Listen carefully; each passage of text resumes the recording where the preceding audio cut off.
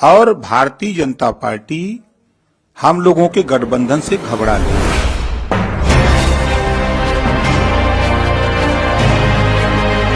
गाजी news channel, सबसे पहले देश और समाज की खबरें। मैं आप सबका धन्यवाद देता हूं। अचानक आपको बुलाना पड़ गया और ये जानकारी हमारे लोगों को भी नहीं थी कि इस तरह की बात होगी। हालांकि ये सूचना मिल रही थी कि लखनऊ से जो मुख्यमंत्री उनके सबसे बड़े अधिकारी हैं और प्रमुख सचिव का जगह जगह फोन जा रहा है कि जहां भारतीय जनता पार्टी हारे वहां पर काउंटिंग स्लो करिए। मुख्यमंत्री के प्रमुख सचिव डीएम्स को फोन कर रहे हैं कि जहां बीजेपी हारे वहां पर काउंटिंग स्लो होनी चाहिए। और यही नहीं, अगर हम पिछला चुनाव देखें तो जो भारतीय जनता पार्टी की हार हुई है 47 सीटें ऐसी हैं जो 5000 के अंदर कम वोट में हुई हैं।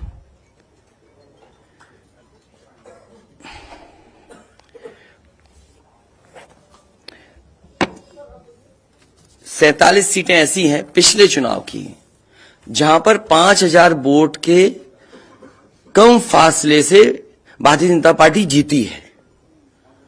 और जो आज देखने को मिला है बनारस में कि जहां ईवीएम्स ले जाई जा रही थी, एक ट्रक पकड़ा गया, 2 ट्रक लेकर के भाग गए। अगर सरकार चोरी नहीं कर रही थी, ये वोट की चोरी जो नहीं कर रही थी, तो कम से कम बताए कि एक गाड़ी रोक ली, पकड़ी गई, लाइव है, अभी भी हम लाइव देख सकते हैं। 2 गाड़ियां क्यों भागी? अगर कोई चोरी नहीं थी, प्रशासन ने, सिक्योरिटी ने इतना इंतजाम क्यों नहीं किया? इतनी फोर्स है, अभी इलेक्शन की फोर्स गई नहीं है यूपी से, तो आखिरकार अधिकारी क्यों नहीं कर रहे थे? क्या वजह है कि बिना सिक्योरिटी, बिना इतने इंतजाम के ईवीएम्स जा रही हैं? और ईवीएम्स के बारे में ये मानना है कि किसी भी वेयर हाउस में रखी हो या किसी भी स्ट्रांग रूम में रखी हो, तो बिना प्रत्याशी के जानकारी के आप मूव नहीं कर सकते हैं। अगर आपको ईवीएम्स को मूव करना है तो कम से कम जो प्रत्याशी चुनाव लड़ रहे हैं उनकी जानकारी में होना चाहिए। और सोचिए, मुख्यमंत्री आवास से प्रमुख सचिव, मुख्यमंत्री जगह जगह फोन कर रहे हो और डीएम्स को बता रहे हो। ये घबरा गए उसी दिन जिस दिन अखबारों में कुछ जगह आया कि कहीं पार्क की सफाई हो रही है, कहीं घर की सफाई हो रही है। और आप में से वो लोग हैं जो जमीन पर घूमे, जो जमीन पर चुनाव चल रहा है, वो भारतीय जनता पार्टी के खिलाफ था, जनता के अंदर नाराजगी थी। ये जो कल एग्जिट पोल आए हैं, मैं एग्जिट पोल पर बोलना नहीं चाहता था, लेकिन जो एग्जिट पोल आए हैं वो कहीं ना कहीं परसेप्शन ये क्रिएट करना चाहते हैं कि हां भारतीय जनता पार्टी जीत रही है, जिससे वो चोरी भी करें, अगर वो भी ना पता लगे कि हां चोरी हुई है। इसीलिए अगर हमने वोट दिया है, तो मैं अपने नौजवानों से, किसानों से और आम लोगों को कहूंगा कि उतनी हमारी जिम्मेदारी बनती है कि वोट को हम बचाएं। अगर वोट नहीं गिना जाएगा तो लोकतंत्र कहां जाएगा? और ये लोकतंत्र की आखिरी लड़ाई है। मैंने कई बार कहा कि उत्तर प्रदेश का चुनाव लोकतंत्र की आखिरी लड़ाई है। इसके बाद तो जनता को क्रांति करनी पड़ेगी, तभी बदलाव आएगा। इसलिए मैं अपने पार्टी के लोगों से और जो सच्चे ईमानदार, सच्चे सिपाही हों, सच्चे अधिकारी हों, सच्चे पत्रकार हों, कम से कम आगे आए और लोकतंत्र को बचाने के लिए खड़ा हों। और मैं अपनी पार्टी के लोगों से कहूंगा कि जब तक काउंटिंग न हो जाए तब तक कम से कम ये नजर रखें और लगातार निगरानी रखें कि कैसे वोट बचाया जा सकता है, कैसे जहां पर मशीनें रखी हैं कोई किसी का आना जाना ना हो। ये लोकतंत्र के लिए बहुत ही खतरे का समय है। जो दल हार गया, अब उसके बस में यही है जो अब करने जा रहे हैं। ये जितने कुछ एग्जिट पोल हुए हैं वो इसीलिए हुए हैं कि अगर वो चोरी भी करें तो शायद नजर ना आए। अब ईवीएम्स पकड़ी गई हैं, बहाना कोई ना कोई अधिकारी बताएंगे कि हम ईवीएम्स इसलिए ले जा रहे थे, आखिरकार फोर्स के साथ क्यों नहीं ईवीएम्स जा रही थी? ये तो ईवीएम की एक बनारस की जो अभी भी लाइव चल रहा है वो घटना है। बरेली में एक स्ट्रांग रूम से बाहर नगर पालिका की कचड़े की गाड़ी में, जिसका नंबर UP25 DT 9166 में 3 बक्से सील पकड़े गए, जो सील बक्से थे। एक बक्से में सादा बैलेट पेपर था तथा 2 बक्से में मोहरें, रजिस्टर तथा सील करने वाला सामान था। करीबन 500 बैलेट पेपर पकड़े गए। इसी तरह सोनभद्र का है कि सोनभद्र में भी बड़े पैमाने पे चीजें पकड़ी गई। वो भी लोग समझ में आ गया तो उन्होंने देखा, एसडीएम को रोका। एसडीएम घोरावल जनपद सोनभद्र में खाली मत पर अपनी गाड़ी से पॉलिटेक्निक कॉलेज ले जाते हुए पकड़े गए। क्या सफाई देगी सरकार? इसीलिए मैंने कहा प्रमुख सचिव मुख्यमंत्री आप जानकारी कर लें। अगर आपके डीएम्स कोई जानकार हैं, उन्होंने खुद बताया है कि वहां से लखनऊ से फोन आ रहे हैं कि जहां पर भारतीय जनता पार्टी हार रही हो वहां पर काउंटिंग स्लो हो और रात तक काउंटिंग लेकर के जाइए।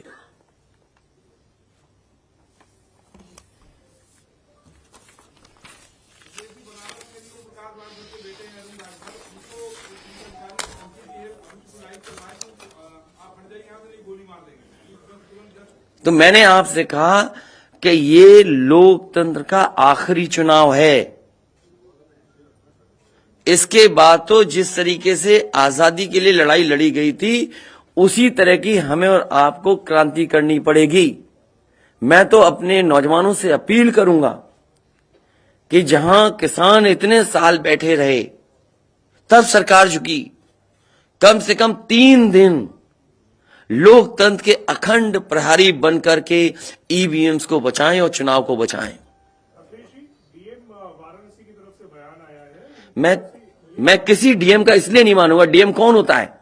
अगर प्रमुख सचिव मुख्यमंत्री फोन करेगा, डीएम क्या कर सकता है? डीएम की क्या हैसियत है? वो ये कह रहे हैं कि ये कर्मचारियों की ट्रेनिंग के लिए ये ईवीएम्स गए। ये फिर जो प्रत्याशी लड़ने रहे थे उनको आखिरकार डीएम ने क्यों नहीं बताया? डीएम अगर ये जवाब दे रहा है तो उस डीएम से पूछिए कि डीएम ये बताओ कि तुमने जो प्रत्याशी चुनाव लड़े थे उसके बारे में क्यों नहीं बताया उन प्रत्याशियों को? ये डीएम आखिरकार किसके नीचे काम कर रहे हैं? और बनारस जैसी पोस्टिंग किसी डीएम को मिली होगी, इस डीएम को मैं भी जानता हूं। जब पहली पोस्टिंग मैंने मुजफ्फरनगर दी थी, मैं नहीं जानता हूं ये डीएम कौन है, किसकी सिफारिश पे ये मुजफ्फरनगर पहली बार गया था। बेईमानी करा रहा है ये डीएम। और जवाब ये डीएम का कि ट्रेनिंग के लिए जा रहे हैं। तो आखिरकार पॉलिटिकल पार्टीज को क्यों नहीं जानकारी दी? क्या जवाब है उनके पास इसका? और जब बाकायदा गाइडलाइन लिखी हुई है यहां पर कि आप ईवीएम्स का मूवमेंट नहीं कर सकते, आप कैसे ईवीएम का मूवमेंट कर रहे हैं? आप पूछिए जिन्होंने दिया बयान।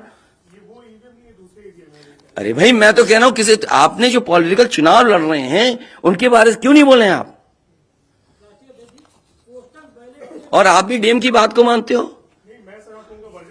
वो वर्जन इसलिए बोल रहे हैं क्योंकि सरकार एक भाषा बोलेगी, ऊपर से नीचे तक भाषा एक बोलेगी। आप बताइए, जब समाजवादी सरकार का चुनाव था, इलेक्शन कमीशन ने जो शिकायत की उस अधिकारी को हटाया गया? आज इलेक्शन कमीशन ने किसी अधिकारी को हटाया हो? एक अधिकारी अगर इलेक्शन कमीशन हटाया हो तो बता दो। मुझे कोई उम्मीद नहीं। इसीलिए मैं कह रहा हूं कि लोगों को लड़ना पड़ेगा। अगर लोकतंत्र बचाना है तो कहीं ना कहीं तैयारी करनी पड़ेगी लोकतंत्र बचाने के लिए। जो गाइडलाइन है, आज जो बैलेट पेपर पकड़े गए हैं सोनभद्र में, जो बैलेट पेपर पकड़े गए हैं आपके बरेली में, जिस तरह ईवीएम्स को ले आया जाता है, ये सवाल बड़ा है। अधिकारी वही भाषा बोलेंगे जो उनको बोलने के लिए सरकार कहेगी। वो नहीं चाहते कि ओम प्रकाश राजभर जी क्या भूल गए? इलेक्शन कमीशन याद नहीं है? ओम प्रकाश राजभर जी नॉमिनेशन के लिए गए, इनको अपमानित नहीं किया गया? क्या प्रशासन कार्रवाई कर रहा था? स्वामी प्रसाद मौर्य जी के साथ क्या व्यवहार हुआ? कोई भूल जाएगा इन बातों को? और चुनाव भर में क्या भाषण थे, क्या भाषा का इस्तेमाल था? हर जगह डराने का काम जनता को। इलेक्शन कमीशन को लेकर आप बात कह रहे हैं, कोर्ट का ऑप्शन लेंगे ये अलग बात है। कम से कम इलेक्शन कमीशन को ये देखना चाहिए, खुलेआम जनता देख रही है, आज के जमाने में लाइव है कि किस तरीके से ईवीएम्स को ले आया जा रहा था। चुनाव आयोग को सबसे पहले जिलाधिकारी बनारस पे कार्रवाई करनी चाहिए कि आखिरकार उसने किसी को कॉन्फिडेंस में क्यों नहीं लिया। अगर मशीनें जा रही थी तो प्रत्याशियों को क्यों नहीं बताया गया, पॉलिटिकल पार्टीज को क्यों नहीं जानकारी दी गई। अगर ये गाइडलाइन में है कि नहीं है इलेक्शन कमीशन के, आप ईवीएम्स को एक जगह से दूसरी जगह मूव करा रहे हैं, आखिरकार इसके लिए जिम्मेदार कौन है। आप ईवीएम लेकर जा रहे हैं, अब 2 दिन की बात है, काउंटिंग होनी है।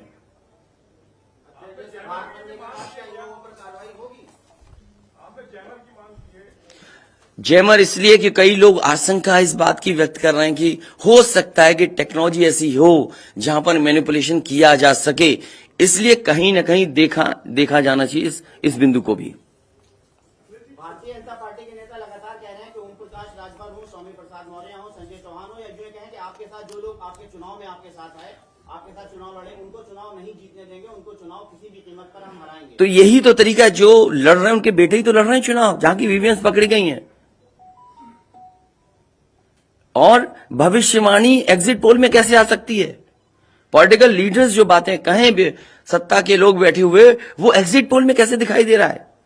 प्रशासन और सरकार की जो चोरी है इसमें एग्जिट पोल के टेलीविजन चैनल शामिल है। आपको ये देखना चाहिए जो एग्जिट पोल कर रहे हैं, क्या मुनाफे के लिए कर रहे थे। जो कंपनियां बड़ी बड़ी, सर्वे का पैसा कौन दे रहा है उनको। और जो डेटा दिया है चैनलों को, फ्री दिया गया है कि उपहार में दिया गया है, वो अलग बिंदु है। कोई इतनी बड़ी एक्सरसाइज कर रहा है, उसका फाइनेंशियल बर्डन कौन उठा रहा है।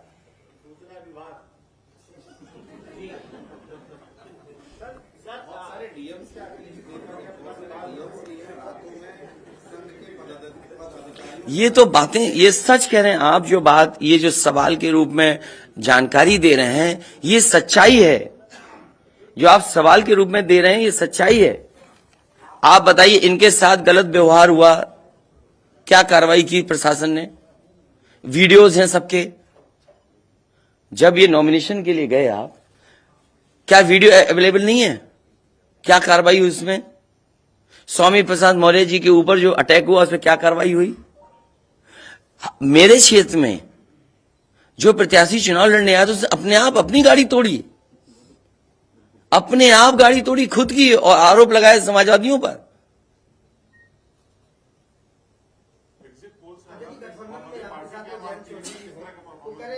क्या करेंगे जब वोट को लेंगे। आगे वो कह रहे हैं शांतिपूर्ण मतगणना के लिए उन्होंने अपील की है। नहीं, शांतिपूर्ण मतगणना के लिए तो हम भी अपील कर रहे हैं, लेकिन सावधान रहें। अगर वोट दिया है तो वोट को बचाए भी तो सही। अगर ईवीएम्स खुली सड़क पे इस तरह जाएंगी, आप क्या उम्मीद करोगे। आपके बैलेट पेपर पकड़े जा रहे हैं। आपके लखनऊ में ही एक गाड़ी पकड़ी गई थी, उसके अंदर क्या क्या था। वो कहते वो तो हर गाड़ी में टूल बॉक्स होता है।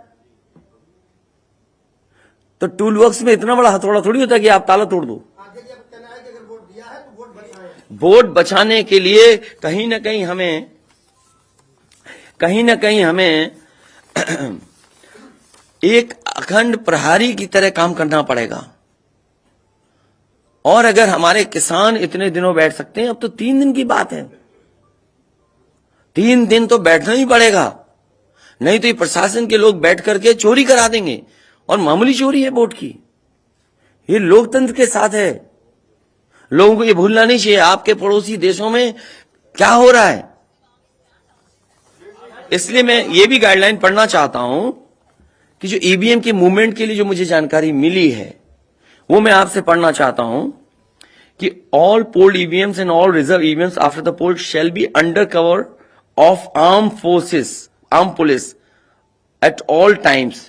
Reserve EVMs should also be returned at the same time when the polled EVMs are returned at the receipt center. Reserve EVMs shall not be kept in the strong room meant for polled EVMs. They shall be kept in another strong room meant for keeping reserve EVMs. It must be ensured that all reserve EVMs are also deposited in the strong room meant for reserve EVMs at the same time when the polled EVMs are deposited in the strong room meant for the polled EVMs. तो EVMs के लिए बिल्कुल clear कहा गया है कि कैसे क्या होना है। और वही जांच भी कौन करेगा? अगर डीएम ही जांच करेगा तो क्या उम्मीद करोगे आप उसके लिए? सवाल है कि अब इसके आगे क्या आप अब क्या करेंगे? इसके आगे जो पॉलिटिकल पार्टी हम तय करेंगे क्या करना है। अगर हमें कोर्ट का भी सहारा लेना पड़ेगा, लेकिन उससे पहले हम अपने पार्टी के कार्यकर्ता नेताओं और जो हमारे सच्चे पत्रकार, सच्चे पुलिस फोर्स में लोग हैं या वो लोग हैं, उनसे भी मेरी अपील होगी कि कम से कम लोकतंत्र को बचाने के लिए आगे आए। कोर्ट से पहले मैं आप लोगों के माध्यम से अपील करना चाहता हूं, ऐसे तमाम लोग जो लोकतंत्र को बचाना चाहते हैं वो कम से कम आगे आए। जैसे कि आप कह रहे हैं कि बरेली, बनारस और सोनभद्र में ईवीएम का मामला सामने आया है, इससे कांग्रेस की मतगणना में बेईमानी होगी, ये श्योर है। आपने पंचायतों का चुनाव देखा था, भारतीय जनता पार्टी ने खुलेआम वोट को लूटा। जनता को याद है महिलाओं की जो कपड़े फाड़े गए, छीने गए, महाभारत के अलावा अगर किसी ने किया तो वो भारतीय जनता पार्टी ने करके दिखाया। क्या कार्रवाई की गई उस समय बताइए? इलेक्शन जो आपका स्टेट इलेक्शन कमीशन है, शिकायतें हुई, क्या कार्रवाई हुई उनके ऊपर? क्या कार्रवाई हुई पुलिस के ऊपर? क्या कार्रवाई हुई उन लोगों जिन्होंने वोट को छीना?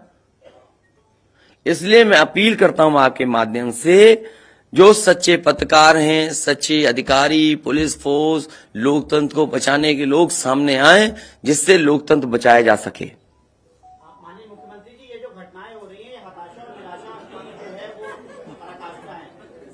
क्या ऐसा कुछ होगा? क्या समाजवादी मैं नौजवानों से विशेष अपील करूंगा, और इसलिए अपील करूंगा, मैंने वो तस्वीरें देखी कि नौजवान वोट डालने के लिए लोकतंत्र में कैसे निकल पड़ा। अगर उसने वोट डाला है तो कम से कम वो वोट बचाए। अपना कैसे वोट बचाएगा? गिनने से कैसे गिनती में लाएगा? और ये कोई ये मामूली घटना नहीं है। जो लोग लोकतंत्र पर भरोसा करते हैं उनके अंदर आक्रोश होगा, ऐसा नहीं है कि गुस्सा नहीं होगा उनके अंदर। इसीलिए मैंने कहा कि 5,000 के अंतर में सीटें जो जीती गई थी भारतीय जनता पार्टी की, वो 47 हैं। और मैंने इसीलिए कहा कि प्रमुख सचिव मुख्यमंत्री जिलाधिकारियों को फोन कर रहे हैं कि काउंटिंग स्लो की जाए। और बैलेट के लिए हम लोगों ने अपने प्रत्याशियों को और जो एजेंट्स हैं, हमारे इलेक्शन एजेंट्स, उनको समझाया है कि बैलेट को किस तरीके से काउंट करना है, कैसे रखे जाएं, उन सबको समझाने का काम किया। और आप में से जो लोग बनारस गए होंगे वो जानते होंगे कि बनारस साउथ समाजवादी पार्टी जीत रही है, अयोध्या समाजवादी पार्टी जीत रही है। ये घबराहट है बीजेपी को।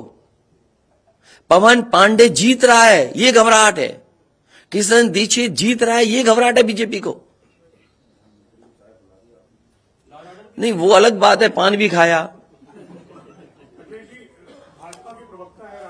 और भाषा नहीं देखी आपने? क्या प्रवक्ता की बात करते? कौन है ये चीज प्रवक्ता? कोई प्रवक्ता की बात नहीं करेंगे। क्या प्रवक्ता उठा लाए आप किसी गली मोहल्ले से? क्या प्रवक्ताओं की बात करते हैं आप? इतने सीनियर जर्नलिस्ट बनते हो आप अपने आप को। ये मामला सीरियस है, क्या प्रवक्ता बताएगा? इलेक्शन कमीशन क्यों नहीं बता रहा? ये खुलेआम ईवीएम्स घूम रही हैं। कोई आश्वासन नहीं दिया। हो सकता है हमारी प्रेस का शायद कुछ जागे। ये यूपी के हैं सब, और कहां के हैं इलेक्शन कमीशन के लोग? अधिनियम में रिटर्निंग ऑफिसर कवर्ड नहीं, जवाबदेही। रिटर्निंग ऑफिसर, जनप्रतिनिधि अधिनियम में रिटर्निंग ऑफिसर की जवाबदेही तय नहीं। तो बेईमानी जब कराता है तो उस पर कोई केस नहीं सकता, किसके नहीं। अब ये तो हमें भी जानना पड़ेगा कि क्या करें। इसीलिए मैंने कहा कि हम तैयारी से रहिए। ऐसे तो किसी पे कार्रवाई नहीं कर सकते। हाँ, जिम्मेदारी तो अच्छा इलेक्शन कमीशन की जिम्मेदारी है कि निष्पक्ष चुनाव। इतना बड़ा कमीशन, हम क्यों कह रहे हैं कि इलेक्शन कमीशन की जिम्मेदारी है? क्यों उसको इंडिपेंडेंट बनाई गई ये बॉडी? ये सब जो आपके माध्यम से हो रहा है वो सब लाइव है। जो ये चीजें हो रही है सब लाइव है, सब शिकायतें की जाएंगी, सब देंगे। अभी तो अभी कहो तो अभी लाइव दिखा दें। जब आपको बुलाया है, मैंने तकलीफ दी आपको, इसके बाद हम लोग अपना लिखेंगे।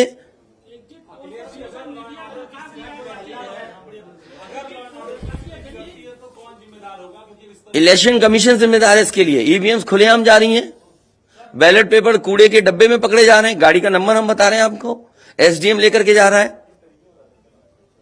और मैं तो कहूंगा कि चुनाव हमारे जितने भी समाजवादी लोग हैं कानून व्यवस्था को मानते हुए शांतिपूर्ण रहे, लेकिन जिम्मेदारी सरकार की भी तो है। ये जिम्मेदारी इलेक्शन कमीशन की नहीं है, सरकार की नहीं है। आप अगर पूरी सुरक्षा के साथ उन ईवीएम्स को ले जाते, जो प्रत्याशी चुनाव लड़ रहे हैं उनकी जानकारी में लेकर के जाते हैं, तो किसको आपत्ति थी? ये तो पकड़ी गई हैं। अगर चोरी पकड़ी गई है तो चोरी पकड़ी को पे आप कानून व्यवस्था की बात करोगे? आप तो नहीं सुनी जाएगी। तो समाजवादी पार्टी हर रास्ते को अपनाएगी जहां पर लोकतंत्र को बचाया जा सके। वो जरूरी है। जहां जहां चुनाव हुए हैं, बंगाल में, तमिलनाडु में या किसी भी प्रदेश में, प्रत्याशी और उनके लोगों ने जगह जगह बैठ करके दिन रात पहरा दिया है। अखिलेश जी, निष्पक्ष तरीके से अगर चुनाव होता है तो समाजवादी पार्टी कितनी सीटें आने की उम्मीद है? मैं अभी भी कह रहा हूं, टारगेट हमारा फिक्स था, हमारा गठबंधन 300 के करीब पहुंच जाएगा। 5 साल से आपकी सरकार रही है, 75 जिले हैं सर, उसमें ऐसा कोई आईएएस अधिकारी या कोई अधिकारी हो सर जो यहाँ से शासन से फोन किए जा रहे थे सर, जैसा आप कह रहे हैं? मुझे तो अधिकारी नहीं बताया ना। कोई अधिकारी का सर नाम लीजिए सर, ऐसे मतलब जो लोग नहीं, मैंने नाम लिया प्रमुख सचिव मुख्यमंत्री का, जिससे मुझे जानकारी मिली। उसका नाम कोई नहीं बता सकता। हाँ, मुझे इलेक्शन कमीशन अगर कहेगा तो मैं नाम बताऊंगा। अरे हम सरकार चलाएंगे, हमें हमारे इतने भी अधिकारी नहीं होंगे। क्यों नाम बताएं चाहने वालों का? अरे तुम में चाहने वाले बैठे हैं, किसी का नाम ले लूंगा मैं? तुम्हारे ही लोग अलग से मुझे मैसेज करते हैं, नाम ले दूं? अब तुम नहीं, वो हमारे दुश्मन, तो हम क्या करें तुम्हारा? अरे बहुत सारे हैं जो हमें पर्सनल मैसेज भेजते हैं, तो क्यों नाम उनके ले दूं मैं? क्या चीज? अरे नए हो पत्रकार यार, बहुत सीनियर नहीं हो तुम। अपना परिचय दे दो, सब जान जाए आपको। जाने कौन सा एनबी है?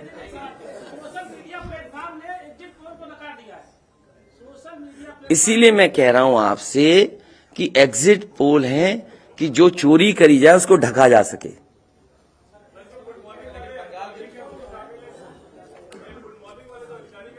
नहीं, अगर ओम प्रकाश राजभर जी से पूछना चाहो तो उनसे ही पूछ लो, केवल ईवीएम पर, क्योंकि इनकी विधानसभा का मामला है, इनकी विधानसभा का इशू है। देखिए, जैसा कि अभी हमारे एक साथी ने कहा कि माननीय अखिलेश यादव जी के साथ जो लोग हैं, चाहे संजय चौहान जी हो, चाहे ओम प्रकाश राजभर हो, चाहे स्वामी प्रसाद मौर्य हो, हम उनको जीतने नहीं देंगे। आप ही की तरफ से आया ना बात? आप ही नहीं, ये पूरे प्रदेश में गूंज रही है बात। और भारतीय जनता पार्टी हम लोगों के गठबंधन से घबरा गई है और बनारस जैसे प्रधानमंत्री जी अपनी इज्जत बचाने के लिए गली गली घूमे हैं। ये मैं कह रहा हूं, गली गली घूमे हैं। जिलेवार 75 साल की आजादी में 70 साल से वोट पड़ रहा है। पहले हमारे देश के प्रधानमंत्री हैं जो जिलेवार रैली किए हैं। अगर गलत कह रहा हूं तो बताओ। पहले प्रधानमंत्री हैं और पहली बार मैं देख रहा हूं इतनी बड़ी दुश्मनी। मैं उसी दिन कहा था जिस दिन नामांकन के समय जिलाधिकारी और वहां के कमिश्नर की मिली भगत से जब 3 लोगों की एंट्री है नॉमिनेशन कक्ष में, तो सैकड़ों गुंडे वहां कैसे पहुंच गए? पहले सवाल वहीं खड़ा होता है। उसी दिन मैंने कहा था आप लोगों के सामने पेश करके लखनऊ, डीएम बनारस और कमिश्नर के होते हुए निष्पक्ष चुनाव नहीं हो सकता। आज खुलासा हो गया। जब चुनाव आयोग की गाइडलाइंस है कि चाहे खाली ईवीएम हो चाहे कोई ईवीएम, अगर वहां स्ट्रांग रूम से निकालना है तो वो वहां चुनाव लड़ने वाले उम्मीदवारों को सूचना दे, तब उसके बाद वो वहां से ले जा सकता और प्रशासन की निगरानी में। और 3-3 गाड़ियां भाग रही हैं। शायद हमारे लोग वहां नहीं होते। 2 गाड़ी तो चली गई, एक गाड़ी जबरी जब खड़ा हो गया किसी तरह जान बचा के तो रोका, तुरंत उसके चारों टायर का हवा निकलवा दिया हमने। निकालो नहीं तो ये भी ढकेल के लेके चले जाएंगे। वही देखिए, दिख रहा है ना इतनी ईवीएम मशीनें कैसे वहां आई। सवाल तो इस बात का है। तो देखिए, वहां के जिलाधिकारी और कमिश्नर जो वहां हैं, इन पे हमारा खुद भरोसा नहीं है। और जाको राखे साइया मार सके न कोई, बाल न बांका कर सके बैरी जग सारा हो। 10 मार्च को 10 बजे देख लीजिएगा। पहले राउंड की जब बैलेट पेपर की गिनती होगी पहले चक्र की, तो समाजवादी पार्टी गठबंधन का रुझान जो आएगा वो 400 सीटों का आएगा। 400 से भी ज्यादा आ सकता है। आपके सामने 10 को देखिएगा, रुझान जो बैलेट पेपर का आएगा वो 400 से भी ज्यादा आएगा। लेकिन भारतीय जनता पार्टी घबराहट है। वो लगे हैं कि ईवीएम से हेरफेर कर देंगे, तो हम लोग भी वहां लगे हैं ईवीएम ठीक करने में। हम लोग भी घेर ही लिए हैं, नहीं देते लेके भागी गए थे। तो इनसे हम लोग डरने वाले नहीं है। हमारे गठबंधन के सभी नेता कार्यकर्ता, हमारे सभी साथी लगे हैं। पूरी किलेबंदी है। जो भारतीय जनता पार्टी की सोच है, ये एक कदम चलते हैं तो हम 10 कदम आगे निकल के चलते हैं। हम इनको 3 साल पहले ही बता दिया कि सत्ता से बेदखल करूंगा। आप लोग भी नहीं मान रहे थे कि मान रहे थे? नहीं मान रहे थे। और आज प्रश्न खड़ा हो गया ना। मैंने कहा 27 अक्टूबर 2021 को कि माननीय अखिलेश यादव जी को मुख्यमंत्री बना के दिखाऊंगा, और 10 मार्च को देखिएगा जब टीवी पे चलेगा आप लोगों की स्क्रीन पर, तब समझ में आ जाएगा सबको। यही हताशा और निराशा है कि ईवीएम जो है ये इधर उधर कर रहे हैं, लेकिन कुछ कर नहीं पाएंगे। हम लोग भी अलर्ट हैं। प्रकाश जी, आपके बेटे अरुण राजभर हैं, वहाँ बनारस में खड़े हैं, अभी लाइव आ रहे थे, अभी भी चल रहा है लाइव। वो उन्होंने आरोप लगाया कि पुलिस के एक अधिकारी को कह रहे हैं कि अगर इतना बवाल करोगे तो गोली मार देंगे। देखिए, धमकाइयां चमकाइयां न पाइयां तब भाग जाइयां ठीक है। ये क्या गोली मारेंगे? वो अपने झंखे दरोगा या सीओ, कोई भी अधिकारी जो ये कह रहा है वो अपने पहले झंखे। वो जिस दिन गोली मारेगा वो कहां रहेगा? धरती पर न रहेगा। ये ओम प्रकाश राजभर हैं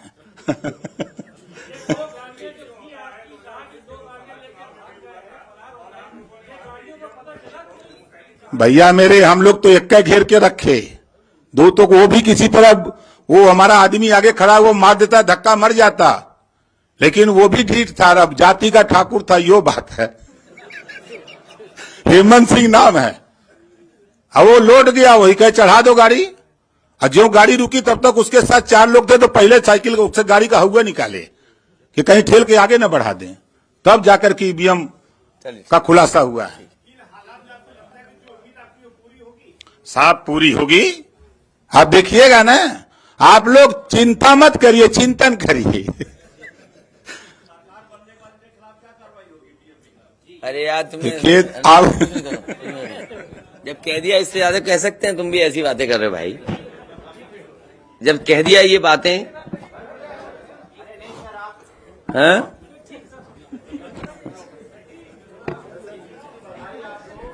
नहीं, अभी मत जीत की बधाई दो।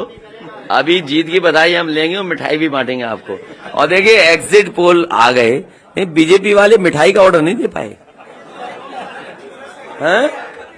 क्या बीजेपी का? नहीं, हम तो खिला ही रहे, कल से ही खिला रहे हम तो। हाँ, हम तो कल से खिला रहे मिठाई। और ये लाइव फिर दिखा दो। अभी लाइव चल रहा है ना। बताइए, अगर अभी तक लाइव चल रहा है, पिछले कितना टाइम, आधा घंटा 45 मिनट हो गया, उससे ज्यादा टाइम हो गया, अभी तक प्रशासन वहां पर अपनी मशीनें लेने नहीं आया। आप सोचिए आप। तो इसका मतलब यह है कि वो डरे हुए हैं कि चोरी कर रहे थे, पकड़ी गई।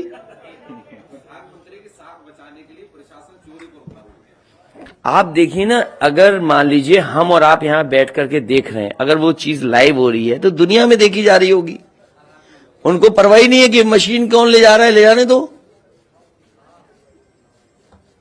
अभी लाइव हो रहा है, सोचिए कितनी इतना समय। इसमें प्रशासन जाता, बातचीत करता, नहीं ले जाए ईवीएम्स।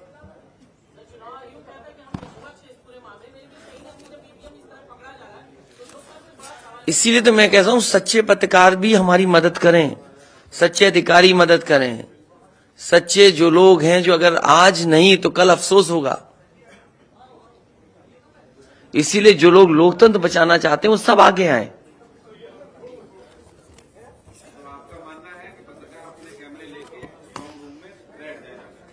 न पत्रकार बैठे, लेकिन कम से कम आवाज तो उठे। आपको हमारी न्यूज़ कैसी लगी, आप हमें कमेंट करके ज़रूर बताइएगा। अगर आप गाजी न्यूज़ चैनल पर न्यू है तो हमारे चैनल को सब्सक्राइब ज़रूर कर लिएगा और बेल आइकन प्रेस करना बिल्कुल ना भूलिएगा, ताकि हमारी लेटेस्ट वीडियो आप तक पहुंचे। और अगर वीडियो अच्छी लगी तो लाइक ज़रूर करिएगा। आप अगर हमें फेसबुक पे देख रहे हैं तो फेसबुक पे फॉलो ज़रूर करिएगा और लाइक ज़रूर करिएगा। Thanks for watching.